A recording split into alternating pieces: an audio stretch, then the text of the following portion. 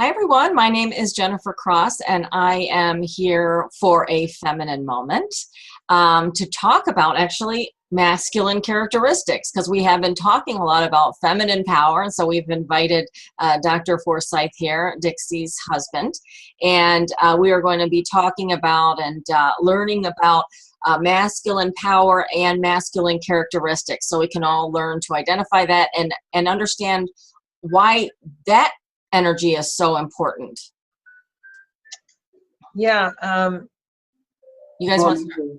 You're. Well, I think that maybe sometimes the reason women don't understand men is because men look at things from a little different filter and in a different way than women do. I think for men, masculine power is not so much about relationships as it is about winning. And getting something done, something accomplished that you either believe needs to be done or you want done. And so there's a different perspective. And when a guy is focused on winning, he's not really thinking about how people feel or whether they are happy or not. He's wanting to get something that he wants, or he wants to accomplish something. So it's a task mode or a task approach, rather than a relationship and maybe even an influence approach. Does that make sense? Yes, and I love that you used winning, because that really had a light bulb moment for me, and in masculine characteristic. So what other things? What other I don't know. What's a masculine characteristic that we should be encouraging in our sons, our husbands, the men around us? Well, to me, it's their potential to have the drive and the energy to do something that's needed. Whether it's building a building or a road, or whether it's protecting your family, or even just personal kinds of growth things. I mean, you just want to get something done, and so I think we should encourage that and recognize it. I remember when our son was about 4 or 5, he kept trying to tie his shoelaces, and it was just almost an obsession. He wanted to be able to tie it, and we were showing him how to do it. And I remember finally one day he took a couple of bows and tied them, got it through, and he was so excited that he accomplished something. And to me, that's that masculine feeling of, I did it, and he said that. And he was so pleased with accomplishing that task, even though, it's not a big deal, but he finally won over his shoes. Oh, yeah. I love that. I was instantly reminded of my dad. It was a really, and still is, great at fixing things. So he would be doing something around the house and working on it, maybe a short amount of time or a long, and then he'd figure it out and he'd start singing the song, I figured it out. And he was like marching around the house. I figured it out. And whistling. For women, when we understand this as part of understanding men, yes. And one thing even better than them accomplishing it is if they have a woman who loves them, who appreciates that and looks at him as a hero. Like he doesn't just say, I did it, but somebody else, the woman in his life, says, wow, that was amazing. You are so good. And it isn't just enough for him to say, I did it. Yeah. It has to be recognized. To believe in him. And I love that. And notice it. Yeah. Beautiful. Yeah. And that energizes me to want to do more. It's like, gee, I got a good response there. That's why being specific is so important. When you notice something, like for instance, in the case of our son, you really tied those shoes great. You're so smart, instead of, you're a good little boy. They just like anyone, men as well as children, all people want to know that they're appreciated specifically for what they do, and not just, you're great. Right. Good point. Thank you. Any other masculine characteristics? Winning, task-oriented, competitive. I got out of that. Well, men have sensitive pride and that wall of reserve, and that's something that women often don't understand when men put up this wall and what we sometimes do to help the wall get thicker, even though we don't mean to do that. When I met Bob, he had quite a thick wall based on things he'd experienced growing up in his own family, and I didn't know any of those things. He wasn't even consciously aware of it. Yeah, I'm not sure I was even fully aware of it or in touch with it, but I think gradually we started to learn together. And It took him several years to really let down and really trust me. Well, I got to where I felt like I was truly safe with her. She had my back, and whatever I said or did, I knew I had somebody kind of it felt like she was on my side, not just competing with me or trying to get me to do something to fill her, her list of things she wanted done. It was, she truly believed in me and saw what I was capable of doing, and let me know it. I remember early on he said, do you think I'd be successful if I went for my doctorate? And I just said, of course. I mean, the English class we met in, he got a better grade than I did. So I spent too much time kind of trying to attract him, I think. It paid off. Yeah, that's the little. What are the things, Dixie, that you did to, because I know a lot of wives out there or girlfriends or oh yeah, my boyfriend, spouse has a huge wall. How do you help them to break that down a little bit? Well, for one thing, first of all, you have to plan to be patient, because you're not taking a piece of dynamite to it. This has to, I think Mom talks about melting walls. And that's a process. That's not, you don't blast through. They'll just build a thicker one. Yeah, you've got, exactly. Yeah, looking like, I think Christine said yesterday in a segment we did of watching, observing him, getting to know all of his talents, what are his intents, what is he trying to accomplish, getting to observe, really seeing him and understanding him. And as you do that, it'll reflect in your eyes, the way you speak to him, your belief in him.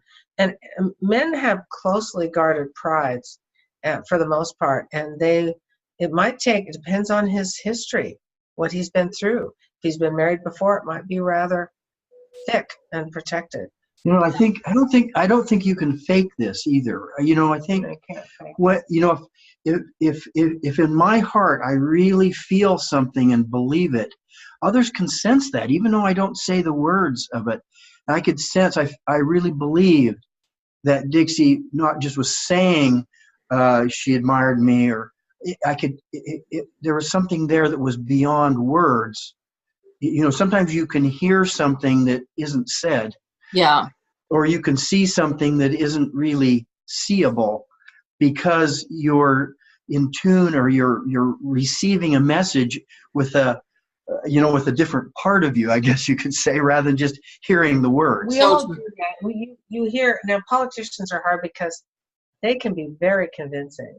Their looks, and I don't know how they do it, because most people are not that good at it, at lying straight to the camera.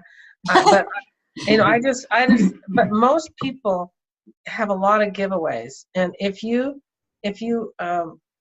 secretly think about your husband, what a dope, but then you're trying to say these right things, it's gonna, unless you're really, really good at it, it's gonna come, you're disingenuous. Yeah. So think about him and not that if you live with them, you're not going to be able to carry it on anyway. Right. He'll see through it, he'll sense it. We all do. We see it if people are disingenuous with us.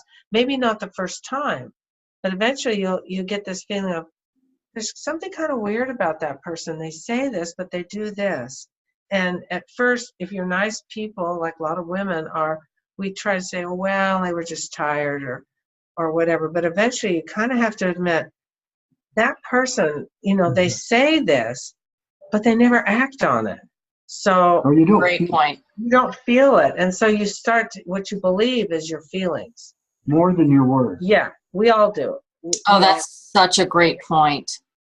And remember, our Thank you. greatest power is in feminine influence. Most of communication really is nonverbal. The nonverbals, yes. And then I love that you brought up that you must believe it and be saying it inside of your mind, inside of yourself, in order for it to come across as genuine. Because even if you say it, but you really believe he's an idiot in your head, or you're only focusing on that, it's going to come across ingenuous and not be effective. This is somebody that you married, that you actually said yes, and I do too. And so if you can list, if you have trouble with, he's been, unkind and things like that, if you could, like Christine said, watch for these qualities, list them if you need to. Yes. Then it'll be genuine. It'll come from a place in you that is actually genuine. You'll think, he's really good at his work. He's really good with people. I like the way he does this. Yeah. And here's a talent of this. He always gets up early. He's not lazy. Or, there's thousands and thousands of qualities that you can observe in another human being. Or I've got muscles. And that's one of the things that's recommended. I know going through the classes myself is to think about him and write in every day and kind of reminding yourself in a planner or somewhere in where he's not going to see it, but in a notebook of what you're going to focus on today about him that you love. And because, think about it, your thoughts create your behaviors, and your behaviors are who you are. And that's why if you're not genuinely thinking about his positive side, it's going to come through no matter what you say. Well, how would you feel, and I'm not saying you specifically, but how would any of us as women feel, right, if the one who loved us was constantly trying to find out about our strengths, looking for qualities in us that are good, that are noble, that are character driven, that say, I really love the way you are with children and mean it. How much would that mean to us that somebody who loved you was watching for the good in you? I think this is why Dixie says women are the gatekeepers of civilization, because I could feel it in her heart. She believed these things and really loved me and has totally committed to me.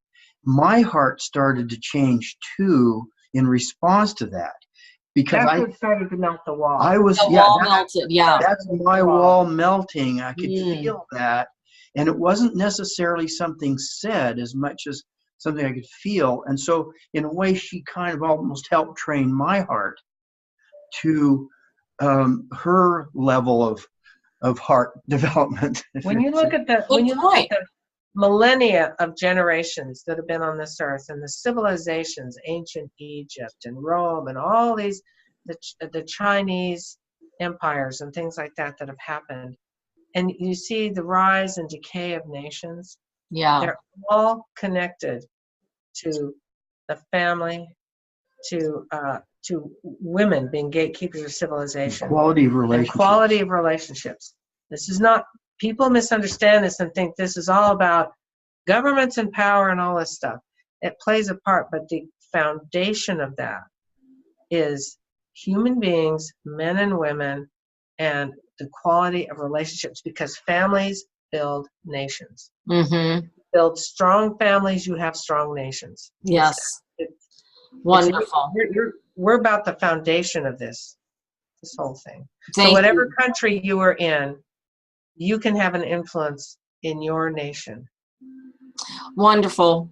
Great note to end on. Thank you both so much.